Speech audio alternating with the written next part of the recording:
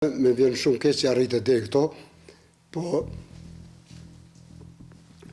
unë që 20 vite jam mundu të largohem kësaj ngjarje që ndodhi me të gjitha llojet edhe format, me të gjitha institucionet shtetërore, por nuk e arrita dot. Kjo është e rëndë, normalisht është e dënueshme, por janë akumulimet ndër vite dhe mosmarrja e masave nga institucionet që kanë shkaktuar një rast të tillë.